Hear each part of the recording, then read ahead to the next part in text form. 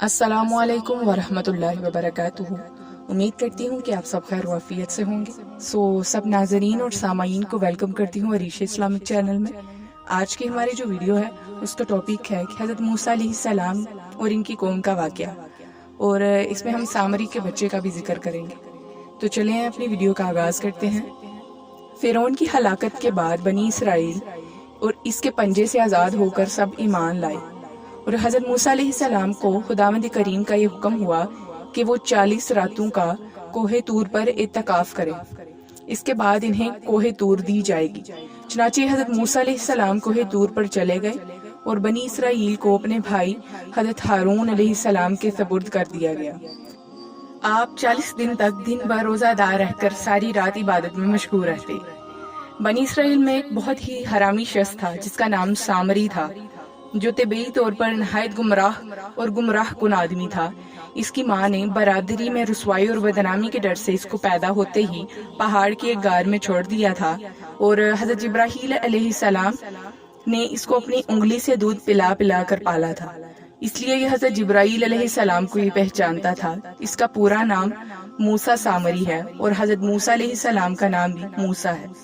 موسیٰ سامری کو حضرت جبرائیل علیہ السلام نے پالا تھا، اور حضرت موسیٰ علیہ السلام کی پرورش جو کہ فرعون کے گھر ہوئی تھی، مگر خدا کی شان، فرعون کے گھر پرورش پانے والے حضرت موسیٰ علیہ السلام تو خدا کے رسول ہوئے، اور حضرت جبرائیل علیہ السلام کا پالا ہوا موسیٰ سامری کافر ہوا، اور بنی اسرائیل کو گمراہ کر کے اس نے بچڑے کی پوجا کرائی۔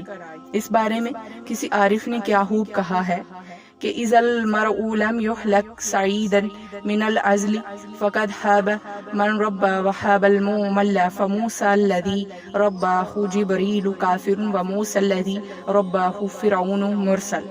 یعنی جب کوئی آدمی ازل ہی سے نیک بخت نہیں ہوتا تو وہ بھی نامراد ہوتا ہے، اور اس کا پرورش کرنے والا بھی ناکام اور نامراد ہی ہوتا ہے۔ تو پھر آپ دیکھ لیں کہ موسیٰ سامری جو حضرت جبرائیل علیہ السلام کا پالا ہوا تھا وہ کافر ہوا، اور حضرت موسیٰ علیہ السلام جو کہ فرعون کی پرورش میں رہے وہ خدا کے رسول کہلائے گئے۔ اس کا راز یہی ہے کہ موسیٰ سامری ازلی اور پیدائشی بدبخت تھا، تو حضرت جبرائیل علیہ السلام کی تربیت اور پرورش نے اس کو کچھ بھی نفع نہ دیا، اور کافر کا کافر ہی رہ گیا۔ اور حضرت موسیٰ علیہ السلام چونکہ ازلی سعید اور نیک بخت تھے، اس لیے فرعون جیسے کافر کی پرورش سے بھی ان کو کوئی نقصان نہ پہنچا۔ جن دلوں حضرت موسیٰ علیہ السلام کوہ طور پر معتکف تھے، سامری نے آپ کی غیر موجودگی کو غنیمت جانا اور یہ فتنہ برپا کر دیا کہ اس نے بنی اسرائیل کے سونے چاندی کے زیورات کو مانگ کر پگھلایا اور اس سے ایک بچڑا بنایا۔ حضرت جبرائیل علیہ السلام کے گھوڑے کے قدموں کی ہاک اس کے پاس موجود تھی، اس نے وہ ہاک بچڑے کے منہ میں ڈال دی تو وہ بچڑا بولنے شروع کر دیا۔ پھر سامری نے بنی اسرائیل سے یہ کہا کہ اے میری قوم، حضرت موسیٰ علیہ السلام کوہ طور پر خدا کے دیدار کے لیے تشریف لے گئے ہیں، حالانکہ تمہارا خدا تو یہی بچڑا ہے، نعوذ باللہ، لہذا تم لوگ اسی کی عبادت کرو۔ سامری کی اس تقریر سے بنی اسرائیل پر بڑا اثر ہوا اور وہ گمراہ ہو گئے، اور 12,000 آدمیوں کے سوا ساری قوم نے چاندی سونے کے بچڑے کو بولتا دیکھ کر اس کو خدا مان لیا، اللہ اکبر، اور اس کے آگے سربسجود ہو کر اس بچڑے کو پوجا کرنے لگے۔ چنانچہ خداوند قدوس کا ارشاد ہے وَاتَّخَذَ قَوْمُ مُوسَىٰ مِن بَعْدِهِ مِنْ حُلِيِّهِمْ عِجْلًا جَسَدًا لَهُ خُوَارٌ، اور موسیٰ کے بعد ان کی قوم نے اپنے زیوروں سے ایک بچڑا بنا لیا جو بے حد جان کا دھڑ تھا اور گائے کی طرح بولتا تھا۔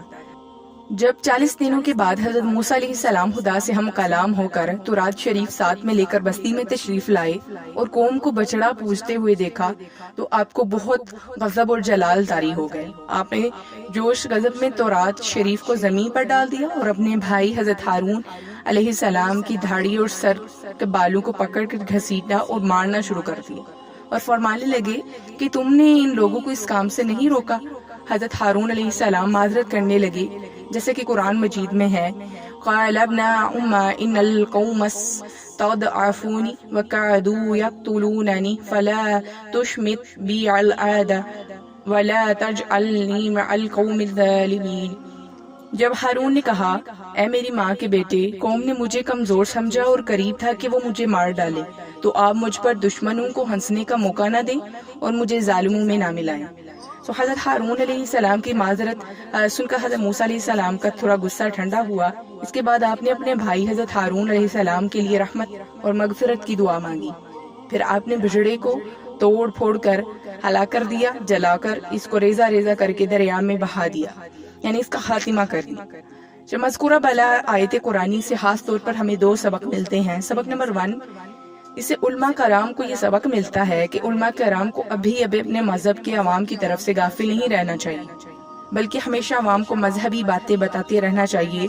आपने देखा कि सामरी ने 40 दिन हज़रत मूसा अलैहिस्सलाम की गैर मौजूदगी से फ़ायदा उठाकर सारी कौम को बहकावे में लाकर गुमराह कर दिया। इस तरह अगर उल्मा अहले सुन्नत अपनी कौम की हदायत और खबरगिरी से गाफिल रहें तो बद मजहबों को मौका मिल जाएगा इन लोगों को बहका कर गुमराह करने का और दीन से हटाने का। हज़रत जिब्राईल अलैहिस्सलाम के घोड़े के पाँव की हाक में जब ये असर था कि बछड़े के मुंह में पड़ते ही बछड़ा बोलने लग गया, तो इससे मालूम हुआ कि अल्लाह वालों के कदमों के नीचे की हाक में भी खैर बरकत के असरात होते हैं। सुभान अल्लाह। तो ये था हज़रत मूसा अलैहिस्सलाम की कौम का वाक़या। इसका दूसरा पार्ट हम इंशाल्लाह अगली वीडियो में बयां करेंगे। उम्मीद करती हूँ कि आपको वीडियो पसंद आई होगी। अपना बहुत सारा ख्याल रखिएगा। इंशाल्लाह अगली वीडियो में हाजिर होंगे खूबसूरत टॉपिक के लिए। तब तक के लिए अल्लाह हाफ़िज़, शब खैर, फ़ी अमान अल्लाह।